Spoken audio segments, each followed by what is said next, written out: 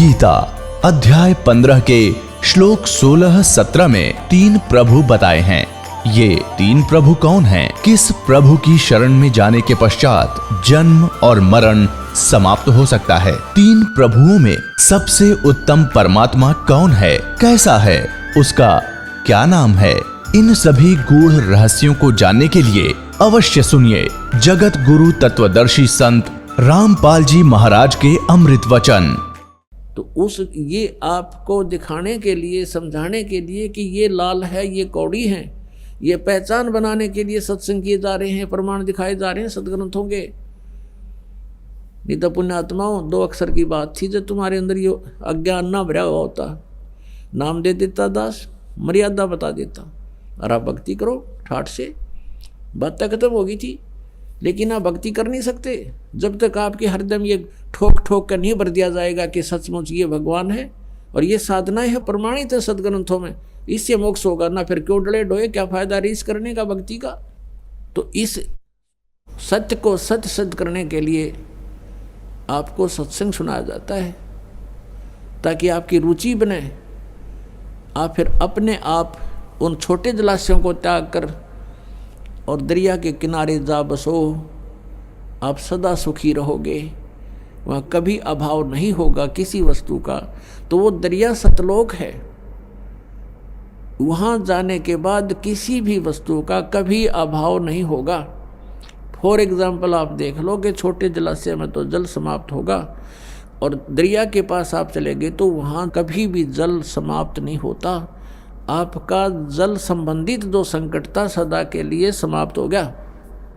इसी प्रकार शतलोक में जाने के बाद आपकी ना तो मृत्यु होए ना बुढ़ापा, ऐसा ही शरीर ऐसा ही होगा।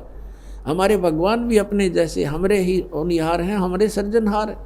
जिन महापुरुषों ने परमात्मा को देखा उनमें से, जिनको परमात्मा मिले, जिनको आकर मिलते हैं, उनमें से आदरणीय गरीबदास साहिब जी हैं, गांव छुड़ानी जिला दज्जर हरियाणा वाले। उन्होंने आंखों देखा भगवान को, कहते हमने देखा सो साच है और सकल प्रपंच। तो उन्होंने क्या बताया, हमरे ही होनहार हैं, हमरे सृजनहार। कबीर परमेश्वर के बारे में बता के हमारे होनहार हैं, हमारे जैसी शकल के हैं हमारे भगवान। और चारों वेद बतावें कि मनुष्यवत अग्नि, मनुष्यवत शंभु, नरवत प्रभु, मनुष्य के तुल्य है, मनुष्य जैसा है, मनुष्य दृश्य है। और पवित्र बाइबल बतावें कि इस परमात्मा ने 6 दिन में जो सृष्टि रची, उस दिन उन्होंने मनुष्य की रचना की और मनुष्य को अपने जैसा उत्पन्न किया, नर नारी करके उनकी सृष्टि की। सभी सदग्रंथ बताते हैं परमात्मा साकार है, नर आकार है।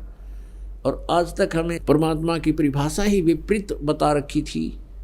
जो भगवान नहीं थे, समर्थ नहीं थे, उनको समर्थ बता रखा था। परमात्मा को निराकार बता रखा है। और कुछ ये संत पंथ हैं जो सतलोक और सचखंड की महिमा गाते हैं, ये बताते हैं सतलोक में तो प्रकाश ही प्रकाश है, वहाँ तो नूर ही नूर है। आत्मा सतलोक में जाके ऐसे परमेश्वर में समा जाती है जैसे बूंद समुद्र में। कोई थ्योरी है इनकी?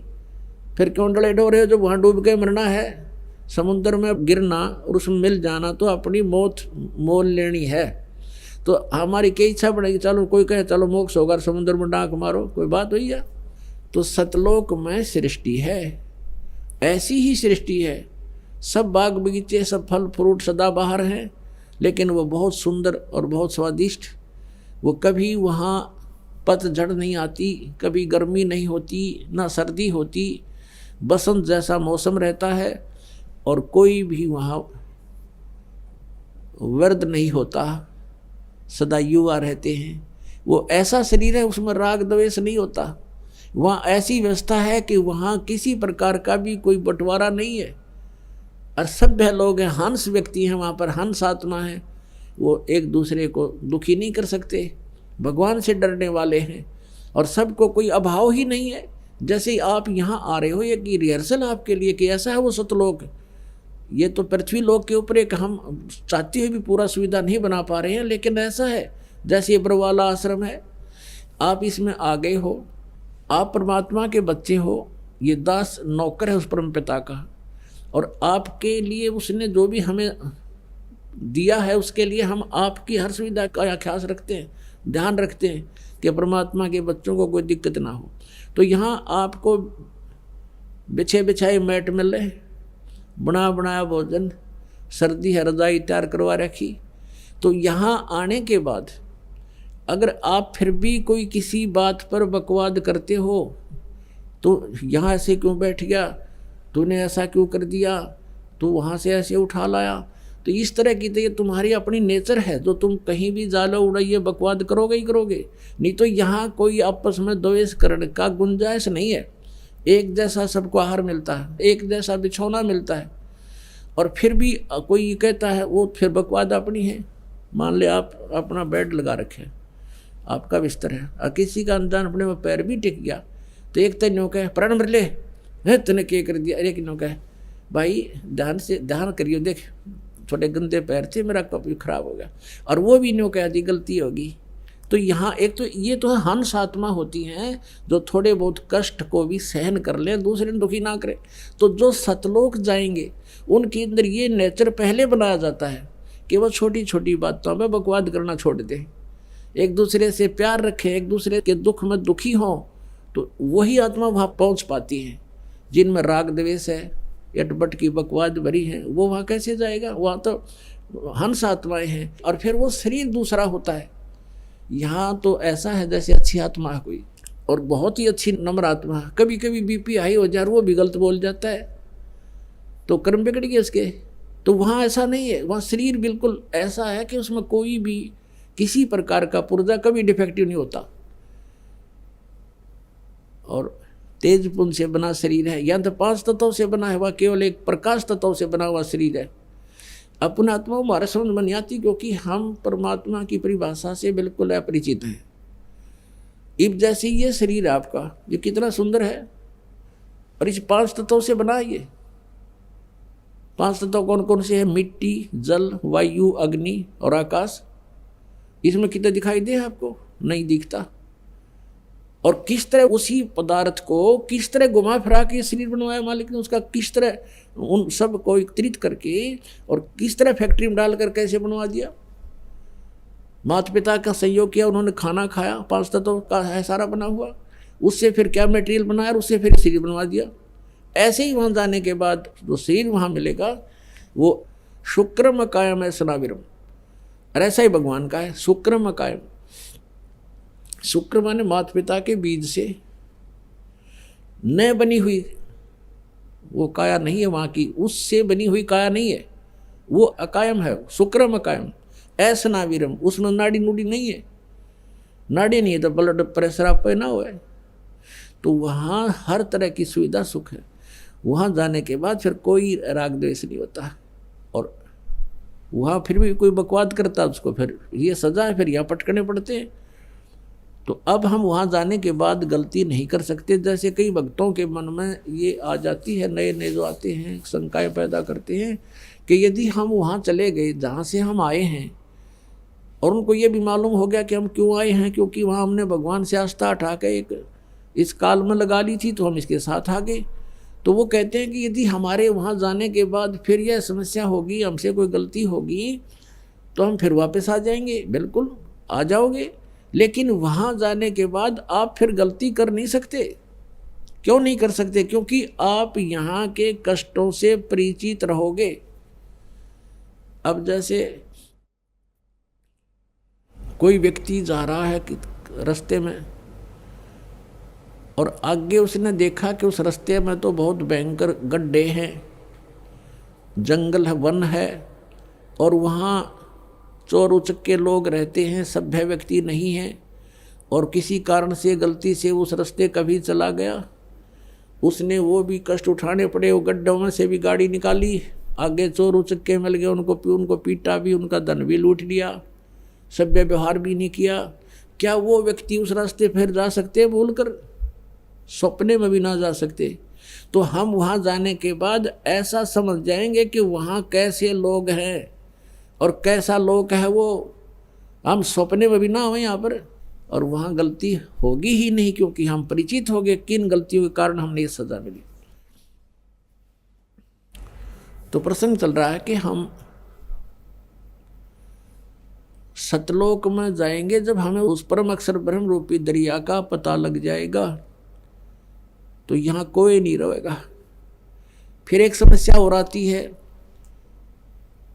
जो तत्व ज्ञानहीन व्यक्ति हैं वो कहते हैं, जैसे हमारे भक्त पहले दास के साथ भी ऐसे बीता, समझाया करते थे किसी को, अपने मित्र को, रिश्तेदार को समझाने की चेष्टा करते थे, तो वो ये प्रश्न करते थे कि एक बात बता, यदि हम सभी यहाँ से चले गए सतलोक में तो पृथ्वी पर कौन रहेगा? हम बताओ, इतनी बुद्धि फेट हो रही है, ये पृथ्वी ने फूकेंगे हम, ये 9 ग्रह धक्के खान लग रहे, खाली पड़े, ये भी हड़ने जा पत्थर धक्के खाता, हमने के ठेका ले रखा यहाँ जन्मने और मरने का, बिरान माटी करवाने का। जिनकी वृत्ति ही ऐसी है तो उसको तत्व ज्ञान तक पहुँचाने में समय लगता है, उस परमात्मा तक इसकी बुद्धि उठाने में कितना करेन भी फेल हो जाए, करेन भी ऐसी बुद्धि गाड़ दी जमीन में काल ने हमारी। तो इस गड़ी हुई बुद्धि को, गड्ढे में डाल रखी इस बुद्धि को अज्ञान के कारण, अब इसको ऊपर उठाना तो इतना दास का प्रयत्न हो रहा है, इस सदग्रंथ समझाना, तत्व ज्ञान से परिचित करवाना, जब जाके ये थोड़ा सा ऊपर को उछलने लगती है। इतनी कंडम करके डाल रखी है न ज्ञानी ऋषि में, ऋषियों ने भट्ठा बैठा रखा है इस मानव का। परमात्मा स्वयं आते हैं, इनके अज्ञान के कारण हम उनको पहचान नहीं पाते हैं, और जिस कारण से आज तक हम भटक रहे हैं। यहाँ कोई प्राणी सुखी नहीं है, सुखी है तो बता दो मुझे, आज कोई पृथ्वी पर हो तो, और आज सुखी है तो कल बिजली गिर जा। जैसे राजा महाराज राज्य देखे, मंत्री मुख्यमंत्री प्रधानमंत्री एर करिश्मे और ख़त्म हो जाते हैं, सारे सुख मान ले उनके पास थे, संसार जिनको सुख मानता है वैसे तो सुखी नहीं होते। फिर भी हम जिस सुख को सुख मान रहे हैं वो सुख भी ना रहा उनके पास, तो यहाँ कौन सुखी हो सकता है, कौन रह सकता है? तो ऐसे लोक में हम रह रहे हैं, तो हमें पता ही नहीं था अभी तक हमने के को और भी कई स्थान है। अब काल को पता था कि इस समय में कलयुग में यो बैन हटा रखा है, सभी मोक्ष प्राप्त कर सकते हैं। जिनको मनुष्य जीवन प्राप्त हो गया, इस भक्ति पर, भगवान पर विश्वास कर लिया, वो पार होंगे, गारंटीड होंगे, लेकिन मर्यादा में रहना पड़ेगा। तो उससे पहले काल ने ये नकली पंथ चलवा दिए, ये धन धन सतगुरु राधा स्वामी और यो जय गुरुदेव निरंकारी, इनमें लाखों करोड़ों व्यक्तियों को गुमराह करवा दिया। इनको कह का नहीं पता भक्ति और भगवान का। और ये बाल योगेश्वर पंथ और ये सतपाल का पंथ, हंसादेश जिसने कहे, ये सब काल प्रेरित है, इनको किसी को ज्ञान नहीं है। और यदि इनको कोई शंका तो आओ मैदान में करो चर्चा हमारे साथ। आध्यात्मिक ज्ञान चर्चा हमने शुरू कर रखी है, छुपते फिर रहे हैं, मना कर देते हैं, नहीं हम नहीं करेंगे, वो तो निंदा करता है, तुम कर लो मेरी निंदा, तुम भी करो, मैं सच्चाई बताऊं, तुम निंदा करो, आओ फैसला होगा अभी। तो कहने का भाव ये है कि कहने मात्र से नहीं कि मैं उनको ये कह रहा हूं उनको ज्ञान नहीं है, प्रमाण दूंगा 20-20 और जनता को आप पता लग जाएगा कौन ज्ञानी और कौन अज्ञानी है। लेकिन ये कब तक सामने ना होंगे तो ना हो, जनता को हम समझा देंगे, जनता पे उनको छोड़कर अपने आप आ जाएगी। तो लाल की पहचान, बड़े जलाशय की प्राप्ति करवाना दास का उद्देश्य है। फिर ये अपने आप उन छोटे जलाशयों को त्याग देंगे, नकली गुरुओं को त्याग देंगे, परमात्मा को स्वीकार करेंगे, पहचानेंगे। तो समर्थ भगवान कौन है? समर्थ का सरना गहो रंगहोरी हो, और कदे ना हो एकाज राम रंगहोरी हो। तो ये नकली पंथ बताते हैं कि परमात्मा निराकार है, और एक ये जो ब्रह्मा कुमारी पंथ है, ये तो भूतों का गढ़ है, ये स्टार्ट ही भूत से हुआ है। तो पुण्यात्माओं, इस दास को ये लोग निंदक कहते हैं, निंदक नहीं, आपका महापरोपकारी समझ लेना। एक दिन ऐसे आपकी जब आंखें खुल जाएंगी, तत्व ज्ञान से परिचित हो जाओगे, उस समय आप गुण गाया करोगे इस दास का कि आज अगर ये ज्ञान प्राप्त नहीं होता तो जीवन नाश हो गया था।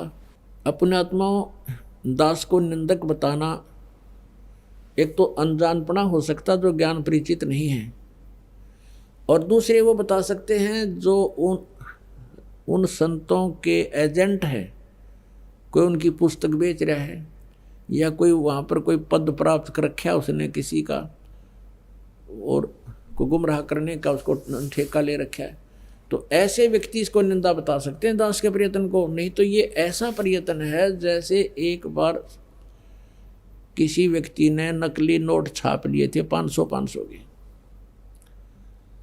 और जब उसका पता चला वो पकड़े गए तो सरकार ने क्या किया था कि दोनों नोट ओरिजिनल और डुप्लीकेट टीवी पर दिखाए थे और ये बताया था कि ये नकली है, इसमें ये कमियां हैं, ये ओरिजिनल है, इन दोनों की तुलना करो। ऐसा नोट हो तो ग्रहण मत करना, तुम्हें हानि हो जाएगी। समाचार पत्रों में भी छाप कर प्रिंट करवा करके जनता में भेजे गए थे कि ऐसा डुप्लीकेट होता है, ऐसा ओरिजिनल होता है।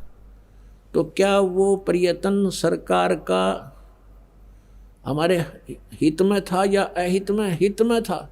और उस प्रयत्न को कोई न्यू कह के सरकार निंदा कर रही है तो कौन कह सकता है? जो नकली नोट छापणीय गिरोह का व्यक्ति कह सकता है ये बात। तो दास का आज वही प्रयत्न है।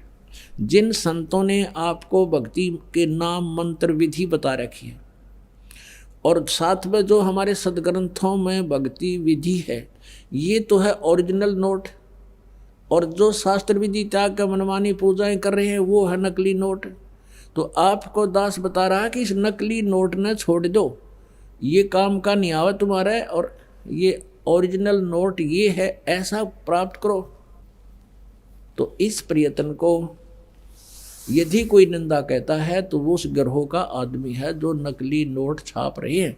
इन डुप्लीकेट संतों के पास उसको कोई खास राहत मिल रही है उनसे, तो वो मना कर सकते हैं। खास राहत माने या तो कितना पोस्ट प्राप्त कर रहा होगा, या उनकी उन अड़ंगे ज्ञान युक्त पुस्तकों को बेच रहा होगा, कहीं उनको पता लग जाए ग्राहकों को और वो फिर इन पुस्तकों को खरीदे नहीं, तेरा रोजी रोटी खत्म हो जा। या वो शांत विरोध कर सकते हैं कि कहीं तुम्हारे चेले ना भाग जाएं। तो वो हितकारी नहीं, वो हितैषी नहीं उस अपने अनुयायियों के, वो अपने ही जाल में फंसा कर काल के मुंह में रखना चाहते हैं। तो अब जनता ने समझना पड़ेगा, भक्तों ने, कि तुम क्या साधना करें। अब जैसे जिस साधना से परमात्मा प्राप्ति हुई वो साधना उन संतों ने की जिनको भगवान स्वयं आकर मिले थे और सतलोक लेकर गए थे, और सचखंड से फिर उनको वापस छोड़ा था अपने गवाह बनाने के लिए। आज उनकी वाणी में वही साक्ष्य मिलते हैं जो हमारे वेदों और गीता जी में मिलते हैं कि उन्होंने ये मंत्र जाप किए थे, इससे उनका मोक्ष हुआ, ये साधनाएं की थी, ऐसी उनकी क्रियाएं थी। तो जो जिन क्रियाओं से और जिन मंत्रों और जाप से, साधना से परमात्मा प्राप्ति की जिन महापुरुषों ने, जिनके आज प्रमाण है कि उनको भगवान मिले, तो हमने वही साधना करनी पड़ेगी और उसी साधना से हम भगवान पा सकते हैं। अब जैसे कोई गण के साथ जांडी काट सके उसने, वो तो तीखी कवाड़ी लेनी पड़ेगी और फिर करके प्रयत्न 2 घंटे हम काट देंगे। तो ऐसे ही सही हथियार औजार हमारे पास होंगे तो हम उस क्रिया में सफल होंगे। तो गीता जी अध्याय नंबर 16 के श्लोक नंबर 23 में कहा कि अर्जुन जो शास्त्र विधि को त्याग कर मनमाना आचरण करते हैं उनको न तो कोई सुख होता है और न उनकी गति होती है और न ही उनको कोई किसी प्रकार की कोई सिद्धि प्राप्त होती है, अर्थात यूजलेस, उनको कोई लाभ नहीं। तो फिर किस लिए डरे ढोरे? तो शास्त्र अनुकूल साधना कौन सी है, शास्त्र विरुद्ध कौन सी है? ये सदग्रंथ ही प्रमाण है। 24वें श्लोक में तुरंत कहा है गीता जी अध्याय नंबर 16 के कि इससे तेरे लिए अर्जुन कर्तव्य अकर्तव्य की व्यवस्था में सदग्रंथ ही प्रमाण है, जो हमारे शास्त्र ही प्रमाण है। जो शास्त्रों में लिखा है उसके अनुसार साधना करना, किसी व्यक्ति विशेष के कहने से अपने जो ना जीवन नाश ना करना, इसका ये सारांश है दोनों श्लोकों का 16वें अध्याय गीता जी का 23 और 24 में। तो पुण्यात्माओं, गीता जी में कौन सा मंत्र बता रखा है, कौन सी साधना बता रखी है? गीता जी में यज्ञों की जानकारी है 3रे अध्याय में 10 से लेकर और 15 तक, कि तुम यज्ञ करो, धार्मिक अनुष्ठान करो, लेकिन उस परम अक्षर ब्रह्म को इष्ट मानकर, उसी को पूज्य मानकर, जैसे पौधे की जड़ में सिंचाई करने से पौधा बड़ा हो जाता, फल बन जाता है। और यदि किसी ने पौधा उल्टा लगा रखा है और टहनियों को गमले में डाल रखा है और उसमें सिंचाई करा है, तो शास्त्र वो उसके प्रोसेस गलत है, उसका वो प्रोसीजर गलत है, उसकी विधि गलत है। उसको जड़ की तरफ पौधे को लगाना पड़ेगा, जड़ की सिंचाई करनी पड़ेगी, और फिर जड़ उस मूल में जल सिंचाई डा करने से तो पौधा बड़ा होगा और फिर टहनियों के फल लगेंगे। तो यज्ञ 5 यज्ञ करनी है, वैसे तो 5 यज्ञ। और गीता जी में केवल एक ओम नाम लिखा है। गीता जी अध्याय नंबर 8 के श्लोक नंबर 13 में कहा है, गीता ज्ञानदाता ये ब्रह्म है, सर्वपुरुष है, जो श्री ब्रह्मा, श्री विष्णु, श्री शिव जी का पिता है, और ये 21 ब्रह्मांड का स्वामी है। ब्रह्मा विष्णु महेश एक ब्रह्मांड में केवल एक विभाग के एक मंत्री हैं। रजगुण विभाग के ब्रह्मा जी, सतगुण विभाग के विष्णु जी, तमगुण विभाग के शिव जी। ये एक ब्रह्मांड में विभागीय मंत्री हैं, और इनका पिता एक ब्रह्मांड में मुख्यमंत्री है। और परम अक्षर ब्रह्म समझ लो, असंख्य ब्रह्मांड के ऊपर ओवरऑल कंट्रोलर, कुल मालिक वो वासुदेव है। वासुदेव का अर्थ है सबके ऊपर जिसकी सत्ता हो, जो सबके ऊपर निवास करता है, यानी सबके ऊपर वो कंट्रोलर है, उसको वासुदेव बोलते हैं।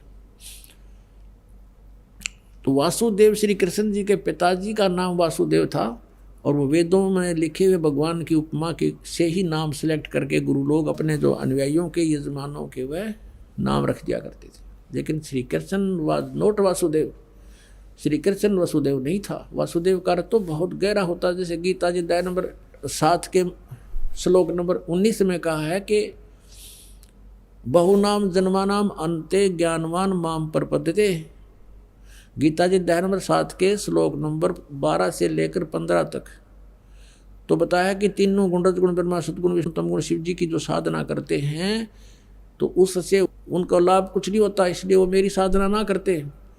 गीता जी उसमें लिखा कि तीनों गुणों के द्वारा, रजगुण ब्रह्मा, सतगुण विष्णु, तमगुण शिव जी के रूपी त्रिगुण माया के द्वारा जिनका ज्ञान हरा जा चुका है, वो राक्षस स्वभाव को धारण किए हुए मनुष्यों में नीच दूषित कर्म करने वाले मूर्ख मुझे नहीं बचते। गीता ज्ञानदाता कह रहा है, अपनी साधना बताता है 7वें अध्याय के 16, 17 और 18 में 3 श्लोकों में, कि मेरे भी 4 प्रकार के मेरी साधना करते हैं, अर्थार्थी, आरत, जिज्ञासु और ज्ञानी। इनमें से ज्ञानी मुझे पसंद है, क्योंकि इसने समझ लिया भगवान पाने के लिए हमने केवल सत साधना करनी होगी, और मनुष्य जीवन केवल परमात्मा प्राप्ति के लिए ही प्राप्त हुआ है। इस उद्देश्य से उन्होंने अन्य देवताओं की पूजा त्याग दी। उन ज्ञानी आत्माओं ने वो ब्रह्म साधना कर रहे हैं, वो मुझे अच्छे लगते हैं, लेकिन वो भी मेरे वाली अनुत्तम गति में श्रेष्ठ रहे, क्योंकि उनको तत्वदर्शी संत नहीं मिला। उनको वासुदेव का पता नहीं चला। वासुदेव कौन है? वो समर्थ शक्ति कौन है?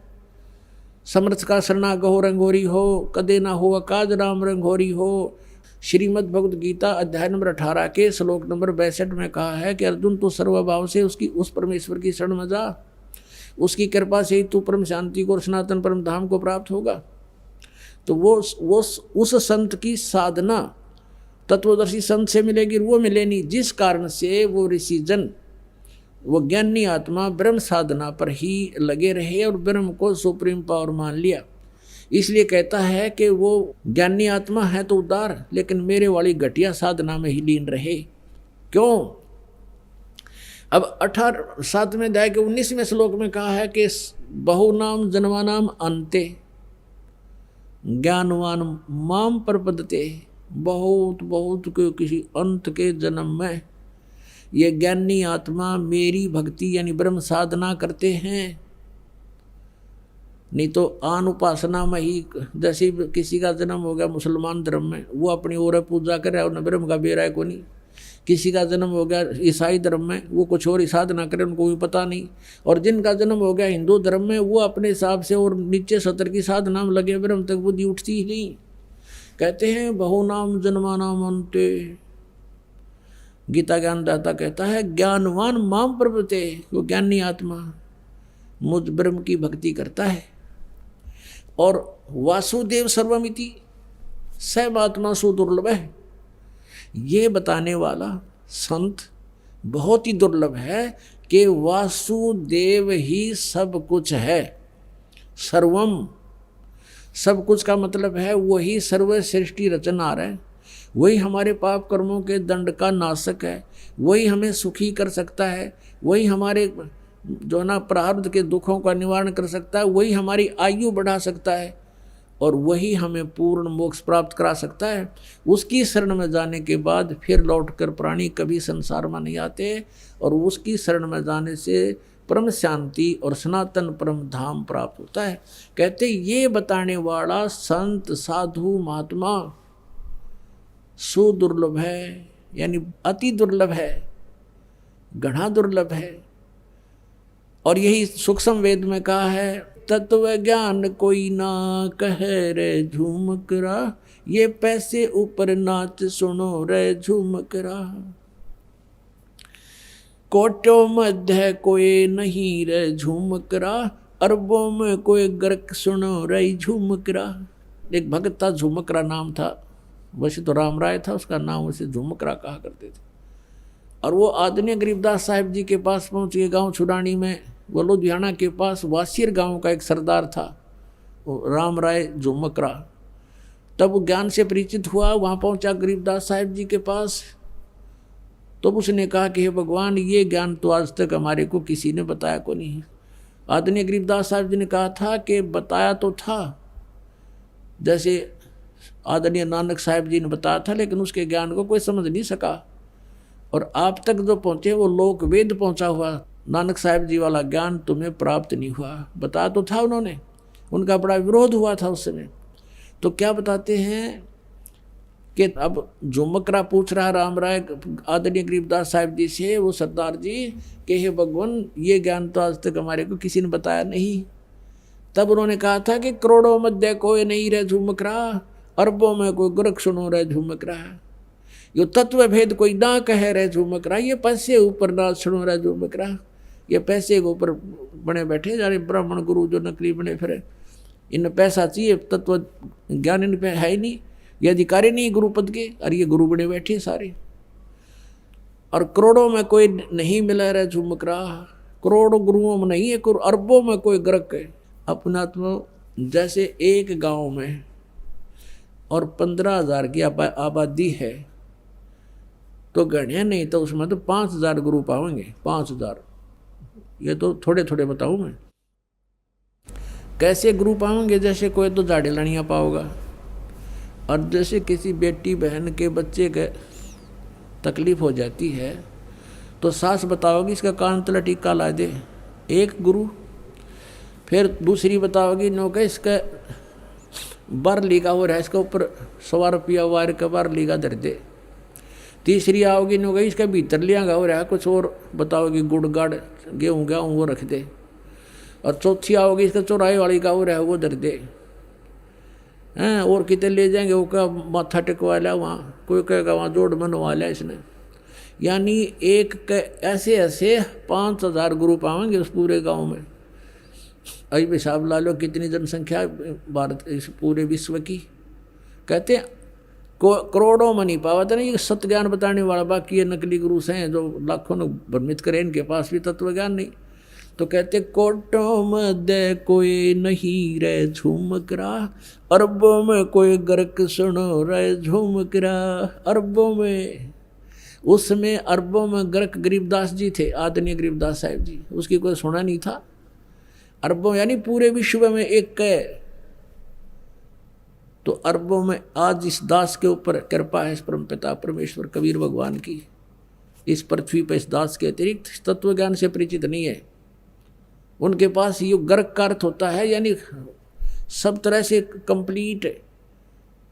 जो कह रहा अच्छा गर्क है भाई, यानी कोई चीज को ठोक ठोक कर रखा हो ना बोरी में, जो कति गर्क ठोक रखा भाई, खांड में रखी हो और भी हो, तो यानी वो चीज कहते हैं जिसके पास कंप्लीट इन ऑल रिस्पेक्ट, जैसे उसको आदेश भी हो, अर्यो ज्ञान हो, नाम देने का आदेश हो, अधिकार हो, तो ये सब सारे जो है ना फॉर्मेलिटी उसके ऊपर पूरी हो उसके पास, वो तो अरबों में एक पावेगा, अरबों में कोई गर्क सुनो रहे झुमकर न। इस ज्ञान को सुनकर दास से ये चोर हो गए होंगे, एक दो चोर नाम देने लग भी जाएंगे तो उनसे कोई लाभ नहीं होना, क्योंकि वो अधिकारी नहीं है। अब जैसे पुण्यात्माओं, जब राजा परीक्षित को 7वें दिन सर्प ने डसना था और व्यास जी ने श्रीमद् सुधा सागर यानी श्रीमद् भागवत सुधा सागर का लेखन कार्य किया था, राइटर था उसका वो, उसने भी ये कह दिया था कि मैं अधिकारी नहीं हूँ ये कथा सुनाने का। और वहाँ और भी जितने ऋषि महर्षि थे सब ने पल्ला झाड़ दिया कि नहीं, हम किसी के जीवन के साथ खिलवाड़ नहीं कर सकते। कारण क्या था कि 7वें दिन परिणाम आना था, तो सब ने पीछे हट गए। वो बुद्धिमान थे, ब्राह्मण थे कि नहीं, हम क्यों किसी के जीवन के साथ धोखा करें, हम अधिकारी नहीं हैं कि इसकी जीवन रक्षा कर सके, यानी इसको वो लाभ दे सकें। तो इस कथा सुनाने से हो सकता है, पाठ से। तो सुखदेव जी बुलाए गए थे स्वर्ग से, उन पांडवों की प्रार्थना से। पांडवों ने अपने पुण्य दिए, क्योंकि वहां तो सिक्के पुण्य के चले हैं स्वर्गलोक में, स्वर्गलोक में से उसके आने और जाने का विमान का खर्चा उन पुण्यों का वहाँ से प्राप्त हुआ था उसको पांडवों से। तो यहाँ आकर के उस कहते सुखदेव ने 7 दिन वो कथा सुनाई थी। उस समय ये कहाँ गए थे ब्राह्मण जो आज जगह जगह कथा करते फिरें, कहाँ गए थे ये संत जो आज जहाँ देखा वहीं संत और दुनिया ने गुमराह करें बैठे हैं। तो वो बुद्धिमान थे, समझदार थे, इसलिए उन्होंने ये रिस्क मोल नहीं लिया। और जितना लाभ उस कथा से होना था वो भी सुखदेव जी के मुखारविंद से उच्चारित होने से हुआ, क्योंकि जिसके पास कोई शब्द शक्ति होती है उसी के द्वारा दिए गए वचन से कुछ लाभ हो सकता है। अब जैसे एक कोई कार्य हो रहा था सड़क का, सड़क बना रहे थे, तो वहाँ एक आम व्यक्ति जाकर कहता है कि तुम ऐसा कर दो, वो नहीं कर रहे थे। और अधिकारी के पास उन्होंने प्रार्थना की, अधिकारी नाते कहा कि तुम ऐसा कर दो, तो उस अधिकारी के कहते उन वर्करों ने वैसे ही कर दिया, क्योंकि अधिकारी के वचन में शक्ति थी और उनके वचन में शक्ति नहीं। तो ऐसे ही परमात्मा से जो कनेक्टेड है, सरकार का जो व्यक्ति हो गया, यानी जो उसका नौकर है, उससे ही आगे काम हो सकते हैं। आम व्यक्ति के कहने तो वो कार्य नहीं हो सकते, इतना समझ लेना। तो इस प्रकार हम अब जो कथा करते पढ़ते हैं, तो गरीबदास साहब ने कहा था ये पैसे ऊपर नाच सुनोरा जो मकरा, इन्हें कथा से कोई लेना देना नहीं, पैसे चाहिए इनको। एक बार एक गांव में एक मनीराम नाम का ब्राह्मण कथा करे था, और पैसे के लालच में 7 दिन की छोड़ उन्हें 30 दिन का रख दिया। 30 दिन कथा करूंगा भागवत की, रोजाना 1-1, 2-2 घंटा ऐसा शुरू कर दिया। उसने सोचा रोज के 2-4 रुपया होंगे तो भी 100-125 रुपये महीने में तेरे को मिलेंगे। अब क्या हुआ कि 30वें दिन, जिस दिन उसका कथा का भोग पड़ना था, उसने भोग का ढिंडोरा पिटवा दिया, आवाज़ लगा दी। उस दिन उसी गांव के कुछ व्यक्ति शरारती टाइप से कि भाई आज कथा का भोग लगेगा और इस ब्राह्मण के घने पैसे आवेंगे। उन्होंने क्या किया कि उसी दिन एक डांसर मंगा ली दिल्ली तक, और चंपाकली नाम था उसका। वो डांसर का उसी दिन प्रोग्राम रखवा दिया जिस दिन वह भोग पड़ना था, सुबह सुबह। अब सारे गांव के वहाँ इकट्ठे हो गए। पंडित जी का तो 30 दिन में 30 रुपये आए, और उस चंपाकली का आगे 500 रुपये 2 घंटे में। अब वो पंडित जी ठाक उन 30 रुपया ने और चल पड़ा मायूस सा होकर। कहाँ पहुँच गए? आदरणीय गरीबदास साहिब जी, गांव छुड़ानी, जिला झज्जर, उसके रास्ते में पड़ा था। तो उसने देखा सुना था कि वहाँ गरीबदास नाम के कोई संत रहते हैं। वैसे गरीबदास जी किसान थे, वैसे अलग से कोई आडंबर करके वह गुरुपद पर नहीं रहा करते। सिंपल धोती कुर्ता जो यहाँ का लिबास था, पोशाक थी, उसी में रहा करते थे। उन्हें पता करके वहाँ पहुँच गए जहाँ 5-7 भगत बैठे थे, आदरणीय गरीबदास साहिब जी के शिष्य, और वो पंडित जी भी पहुँच गया। प्रणाम हुआ, बैठने का आसन दे दिया, बैठ गया और पूछा, क्योंकि वेशभूषा पंडित की नारी होया करती। गरीबदास जी ने कहा, पंडित जी ठीक कुशल हो?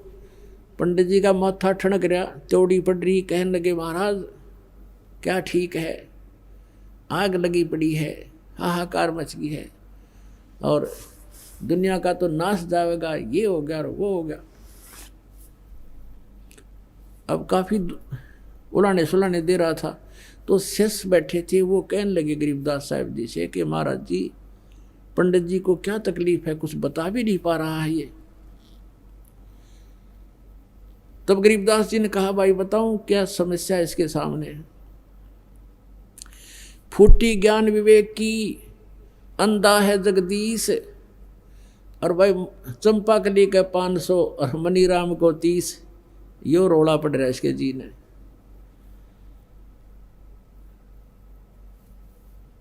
अब क्या है कि इसने कोई सूरत कथा करे था यूँ, जबकि मनीराम नहीं बताना चाहा था, वो तो अंतर्यामी थे गरीबदास साहिब जी। उसकी बता दी सच्चाई। फिर वो मनीराम कहने लगा, महाराज आपने क्यों करवेरा पिटा, आपको कैसे पता लगा मेरी समस्या का? ने बोला, भाई भगवान की दया होगी, हो रही है मेरे पे, इसलिए पता लग गया। लेकिन तूने अपनी समस्या का पता नहीं, मुझे तेरी समस्या का पता है। अब एक बात बता, तू गाली दे रहा उनके गांव के उन शरारतियों को, और तेरा क्या उद्देश्य था वहां पर? तू चंपाकली ने गुंडी मान रहा, तेरा क्या उद्देश्य था? अगर तेरा उद्देश्य पैसे का ना होता तो बातें खत्म थी, तेने कहने की जरूरत नहीं थी, तेरा अपना फर्ज पूरा किया रह जाता। तेरा खाना पीना छूट रहा।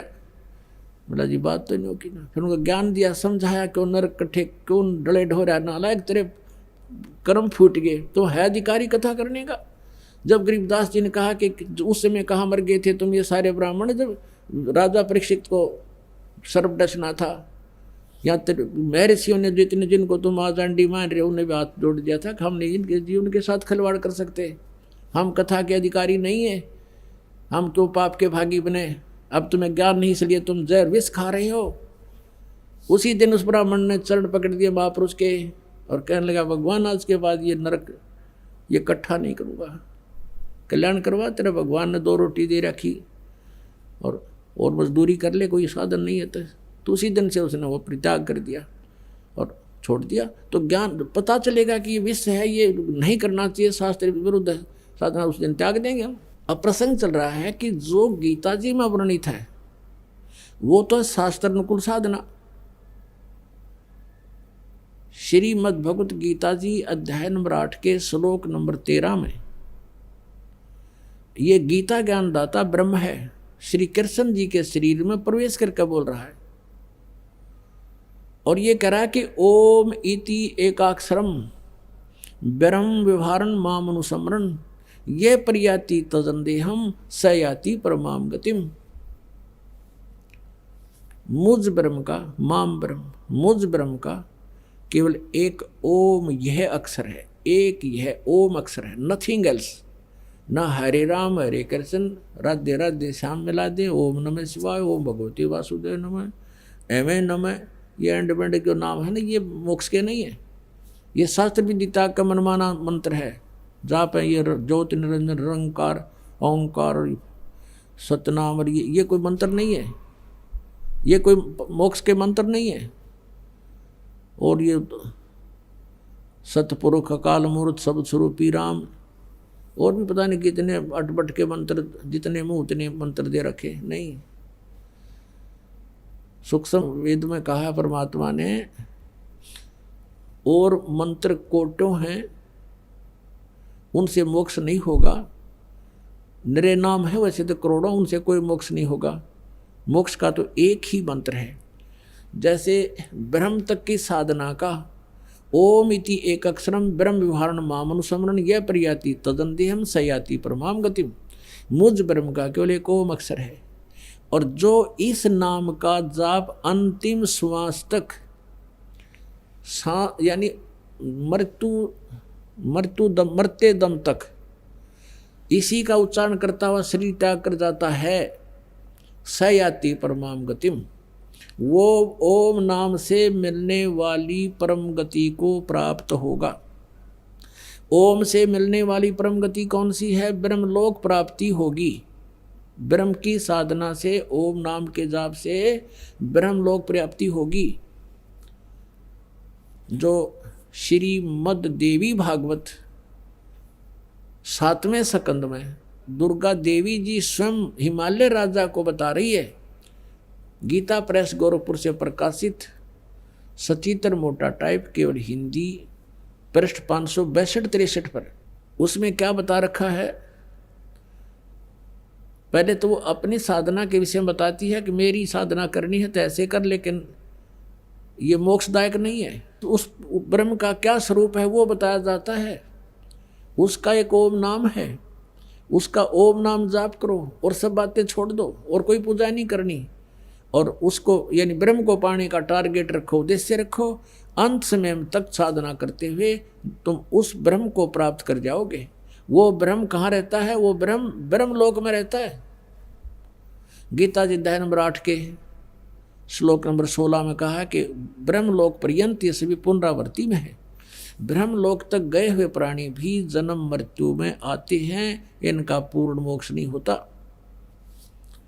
इसलिए गीता ज्ञानदाता 7वें अध्याय के 18वें श्लोक में कहता है कि ये सभी ज्ञानी आत्मा है तो नेक, समर्पित है परमात्मा के लिए, और ये मेरे वाली अनुतम यानी कति घटिया अश्रेष्ठ साधना में गति में ही स्थित हैं।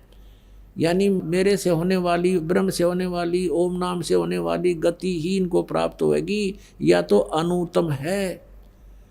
जन्म मृत्यु मेरे भी रहेंगे अर्जुन, तेरे भी रहेंगे, ये खुद कहता है गीता ज्ञानदाता ब्रह्म। 4थे अध्याय के 5 और 9 श्लोक में, दूसरे अध्याय के 12 श्लोक में, 10वें अध्याय के दूसरे श्लोक में ये खुद कहता तेरे और मेरे बहुत जन्म हो लिए, तू नहीं जानता मैं जानता हूँ। इसलिए ये कह रहा है 18वें अध्याय के 62वें श्लोक में कि अर्जुन तू सर्वभाव से उस परमेश्वर की शरण में जा, उसकी कृपा से तू परम शांति को, सनातन परम धाम को प्राप्त होगा। और 15वें अध्याय के 3-4 श्लोक में बताया है कि उसके पश्चात यानी तत्वदर्शी संत मिल जावे, उस तत्व ज्ञान रूपी शस्त्र से इस अज्ञान को काट कर यानी इसको समझ कर उसके पश्चात परमेश्वर के उस परम पद की खोज करनी चाहिए, जहाँ जाने के बाद साधक फिर लौटकर कभी संसार में नहीं आते, उनका पूर्ण मोक्ष हो जाता है। अपने आत्मा में प्रसंग चल रहा है कि ओम नाम बताया है 8वें अध्याय के 13वें श्लोक में गीता ज्ञानदाता ने अपनी साधना का, और उससे क्या उपलब्धि होगी? ब्रह्म प्राप्ति। अब 7वें अध्याय के 18वें में तो अपनी साधना को अनुतम यानी अपनी गति को अनुतम बता दिया कि ओम से होने वाली गति परम गति भी अनुतम, क्योंकि ब्रह्मलोक में गए, ब्रह्मलोक में जाने के बाद फिर जन्म मृत्यु, इसलिए कहा वो भी व्यर्थ है, अनुतम है। अरे अनुवादकर्ताओं ने लिख रखा है वो अति श्रेष्ठ है, इन्हें डिक्शनरी बदलवा दी, हाँ शब्दों के अर्थ कर रखे। जैसे किसी जगह अंग्रेजी में बैड लिख रखा है, वो बैड, बैड माने खराब, और बैड का अर्थ कोई गुड लिखे, कितना बुद्धिमान है वो समझा नहीं वो सेंटेंस क्या बताना चाहता है, उसको समझ नहीं सकने से उसने उसको अनर्थ कर दिया। ऐसे ही गीता के इस तत्व ज्ञान को ना समझने से गीता के अर्थों का अनर्थ कर डाला इन लोगों ने। वर्ज माने जाना होता है, इन्होंने आना कर दिया। 18वें अध्याय में 66वें श्लोक में ये कहता है गीता ज्ञानदाता कि मेरे सतर की सब पूजाओं को मुझ में छोड़ दे, ओम नाम के जाप को मुझे दे दे, फिर एकम शरणम व्रज, वो सर्वशक्तिमान परमात्मा की शरण में जा, जिसके बराबर दूसरा ना हो, एकम अद्वितीय। इन्होंने वहाँ आना लिख रखा है। अब यहाँ प्रसंग चल रहा है कि जो ये और अन्य नाम देते हैं, ये हरे राम, हरे कृष्ण, श्री राधे, ये शास्त्र विदिता कमनमान आचरण है इनका, जो 16वें अध्याय के गीता जी के श्लोक नंबर 23-24 के अनुसार व्यर्थ है। यही गीता ज्ञानदाता कहता है, इस कारण से ये मेरी साधना भी 7 अध्याय के 18वें श्लोक में कि मेरी गति भी अनुत्तम है। और इसीलिए 7वें अध्याय के 19वें श्लोक में कहा कि बहु नाम जन्मानाम अन्ते ज्ञानवान माम प्रपते, बहुत बहुत जन्मों के अंत में कोई ज्ञानी मुझे मेरी भक्ति करता है, नहीं तो नीचे जय गणेश देवा माता थारी पार्वती इनमें लगे रहे हैं। और वासुदेव सर्वमिति स महात्मा सुदुर्लभ है, ये बताने वाला कि नहीं, वो सर्वशक्तिमान परमात्मा परम अक्षर ब्रह्म ही सब कुछ है, उसी की पूजा करनी चाहिए, उसी से मोक्ष होगा, वही पाप नाशक है, आपकी आयु भी बढ़ाएगा, आपके संकटों के विघ्नों को भी नाश करेगा। और वो परमात्मा अच्छी आत्माओं को आकर मिले हैं, उनको सत साधना से परिचित करवाया है। उन्होंने जो सत साधना की वो अपनी अमृतवाणी में पहले ही साक्ष्य प्रमाणित रख रखे हैं, वो परमात्मा के साक्षी हैं कि सचमुच वो परमात्मा ऐसी ये साधना देता है। और वही आज सदगर्भ बता रहे हैं। ये तो ब्रह्म का मंत्र 8वें अध्याय के 13वें श्लोक में ब्रह्म तक की साधना का मंत्र है ओम। फिर 8वें अध्याय के प्रथम श्लोक में अर्जुन ने पूछा, हे भगवान, आपने जो 7वें अध्याय के 29वें श्लोक में जिस तत्ब्रह्म की जानकारी बताई है कि उसकी जानकारी जिसको होगी, सारे अध्यात्म की का ज्ञान हो गया, सब कर्मों का ज्ञान हो गया, तो वो प्राणी केवल, वो साधक केवल जरा और मरण से छूटने का प्रयत्न करता है। तो वो तत्ब्रह्म क्या है और क्या वो अध्यात्म है? 8वें अध्याय के 3रे श्लोक में गीता ज्ञानदाता ने कहा कि वो परम अक्षर ब्रह्म है। अब 8वें अध्याय के 5 और 7 में तो कहता है मेरी भक्ति कर, मेरा ओम नाम है, मुझे प्राप्त होगा, लेकिन युद्ध करना पड़ेगा, शांति नहीं हो सकती, जन्म मृत्यु तेरी रहेगी, मेरी भी रहेगी। 8वें अध्याय के 8, 9, 10 में तुरंत कहा है कि उस परम अक्षर ब्रह्म की साधना करनी है तो उस तत्वदर्शी संतों को पूछो, फिर उसकी भक्ति करने वाला उसको प्राप्त हो जाएगा। और फिर 15वें अध्याय के 1 से लेकर 4 में कहा कि उस परमेश्वर की उस परम पद की खोज करनी चाहिए, फिर जहाँ जाने के बाद फिर लौट कर कभी संसार में नहीं आते। उसका मंत्र क्या है, उसके लिए उसने ऑप्शन छोड़ दिया कि तत्वदर्शी संत उसके डिटेल बता सकते हैं। 17वें अध्याय के 23वें श्लोक में कहा है, ओम तत्सत इति निर्देश है ब्रह्मणे त्रिविध समर्थ है, सच्चिदानंद घन ब्रह्म यानी परम अक्षर ब्रह्म के पाने की 3 मंत्र की साधना है। अब 3 मंत्र की साधना है। जैसे हमने हैंडपंप लगाना है, तो हैंडपंप लगाने के लिए जो प्रयत्न है वो पूजा नहीं, पूजा तो जल की कर रहे हैं जो हमने ढूंढना पाना है। तो वो जो साधनाएं हम करते हैं, ये साधना तो ये समझ लो ये पूजा नहीं है। कोई नु के ओम नाम का जाप देते हो और उधर से ओम तो काल का जाप है। अब हमने क्या करें, लो तो लोहे कट्या करें, लोहे से लोही कट सकता है। तो हमने अपने उद्देश्य को पाने के लिए यह लिखा है कि ओम तत्सत निर्देश है ब्रह्मणे त्रिवेद समर्थ है। ओम ब्रह्म का, सरपुरुष का, गीता जी अध्याय नंबर 15 के श्लोक नंबर 16 और 17 में 3 पुरुष 3 भगवान बताए। पुरुष माने प्रभु। पुरुष इसलिए का मनुष्य को क्योंकि परमात्मा पुरुष जैसा ही है, वो पुरुष है, हम डुप्लीकेट पुरुष हैं। हम उसके उस जैसे होने से हमें भी पुरुष कहने लगे। वास्तव में पुरुष माने परमात्मा, प्रभु। पुरुष कहो, ब्रह्म कहो, तो यहाँ कहते हैं सरपुरुष, अक्षर पुरुष। गीता जी अध्याय नंबर 15 के श्लोक 16 में 2 पुरुष, 2 प्रभु बताए, एक सरपुरुष एक अक्षर पुरुष। ये सरपुरुष है, ये 21 ब्रह्मांड का स्वामी, ये ब्रह्म, सर ब्रह्म कहो इसको। ये ब्रह्म है 21 ब्रह्मांड का स्वामी। एक ब्रह्मांड में जो व्यवस्था है इसकी 21 ब्रह्मांडों में ऐसी ही है, लेकिन उन अन्य में प्रलय है। जब इसमें प्रलय होगी तो इन सब जीवों को दूसरे में ले जाएगा, वहाँ धीरे धीरे ऐसे सृष्टि बनेगी, फिर उसका अंत होगा, फिर तीसरे में ले जाएगा। ऐसे ये पूरा घुमाता रहता है, लेकिन ये एक ब्रह्मांड के अंदर संचालन अपनी सारी सृष्टि का करता है। तो 21 ब्रह्मांड है इसके पास। और जो अक्षर पुरुष है उसको परब्रह्म भी कहते हैं। उसके 7 शंख ब्रह्मांड हैं, ऐसे ऐसे। और जो तीसरा 17वें श्लोक में, जो 15वें अध्याय में कहा कि उत्तम पुरुष है तू अन्य, 16वें श्लोक में गीता जी अध्याय नंबर 15 के श्लोक नंबर 16 में जो 2 पुरुष कहे हैं, सरपुरुष और अक्षर पुरुष, इनसे कोई अन्य है वो उत्तम पुरुष, श्रेष्ठ परमात्मा, वो परम अक्षर ब्रह्म है। और वही परमात्मा कहा जाता है। और उसके पाने के लिए अब उस परम अक्षर ब्रह्म की वही तीनों लोकों में प्रवेश करके सबका धारण पोषण करता है, वो परम अक्षर ब्रह्म है।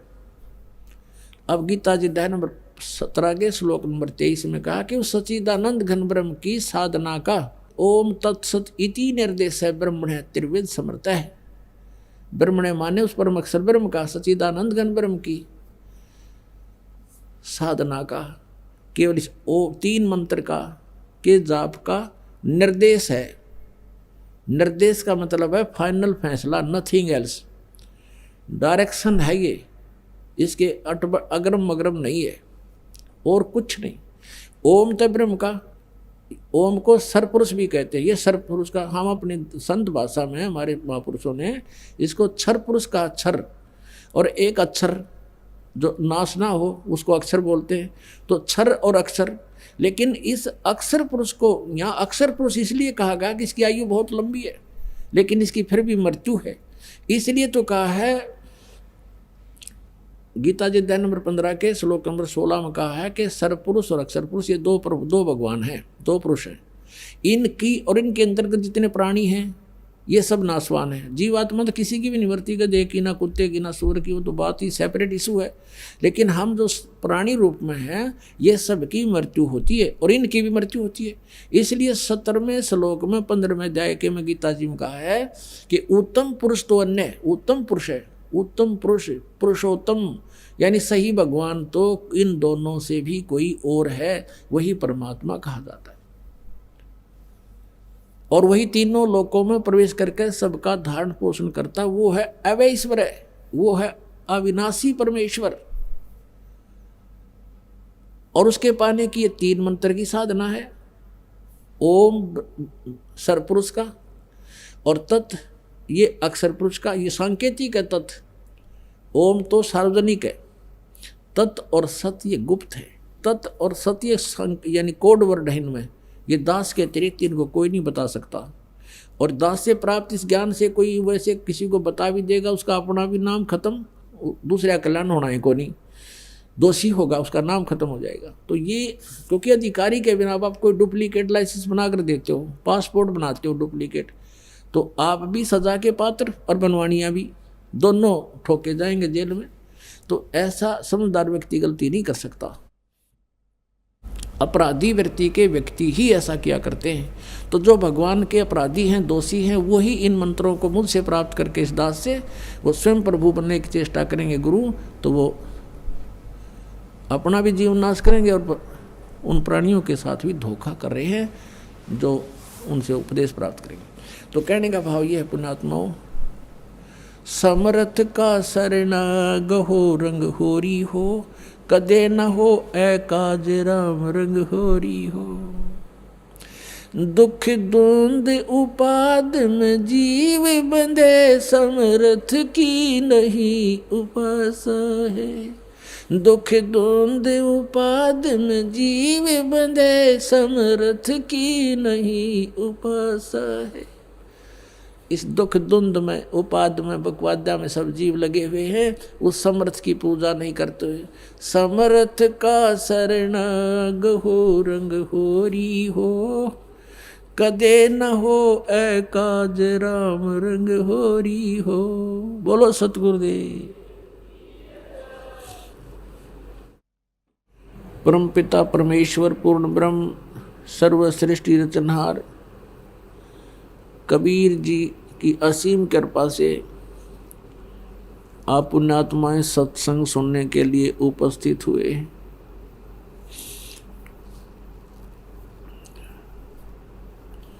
जन्म जन्मांतर के पुण्य और सत साधनाओं का जब संग्रह हो जाता है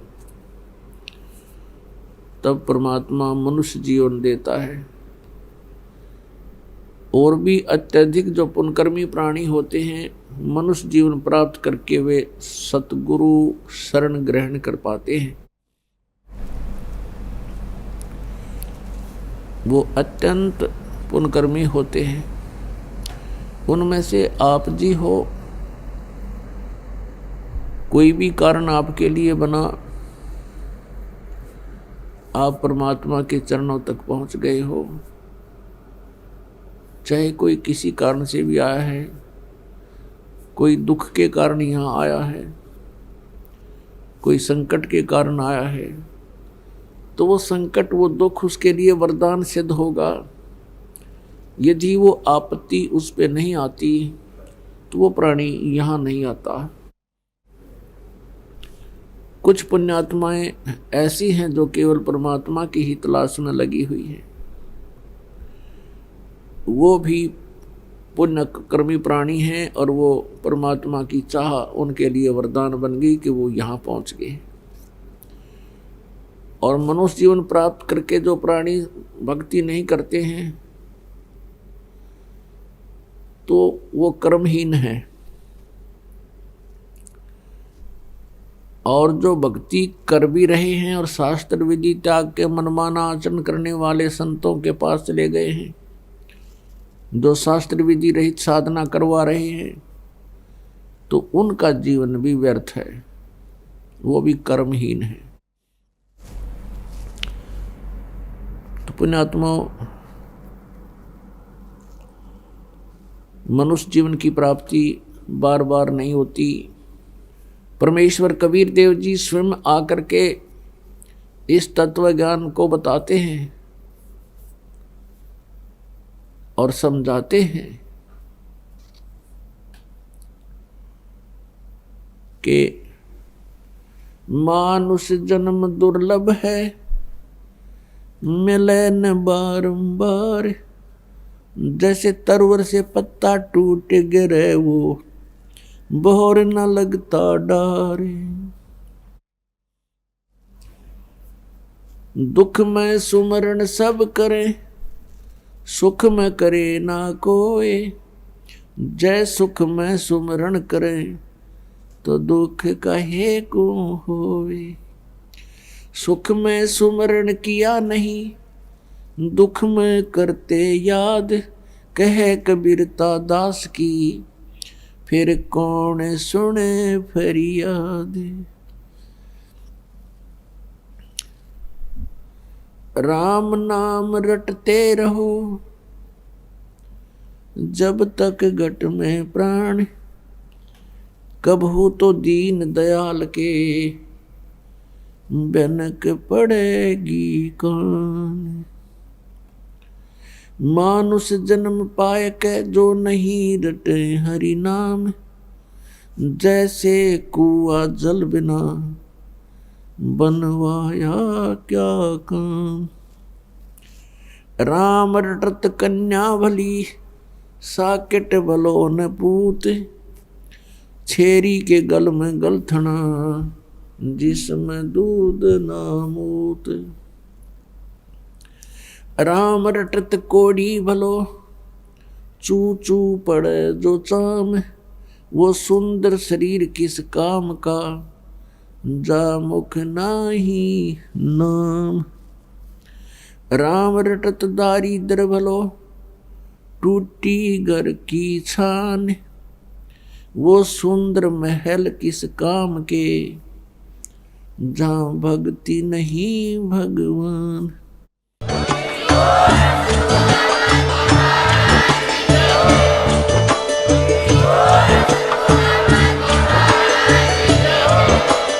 आप सुन रहे थे जगत गुरु तत्वदर्शी संत रामपाल जी महाराज जी के मंगल प्रवचन। अधिक जानकारी के लिए विजिट कीजिए हमारी वेबसाइट www.jagatgururampalji.org। संत रामपाल जी महाराज जी के शुभ आशीर्वाद से पूरे विश्व भर में 500 से भी ज्यादा नाम दीक्षा केंद्र हैं, जिन पर संत रामपाल जी महाराज जी द्वारा ऑनलाइन निशुल्क नाम दीक्षा दी जा रही है। अपने नजदीकी नाम दीक्षा केंद्र का पता करने के लिए संपर्क करें 8222880541।